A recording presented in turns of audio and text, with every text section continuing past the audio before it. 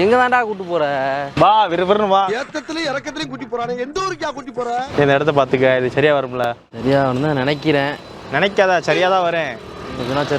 சரியா வரும்.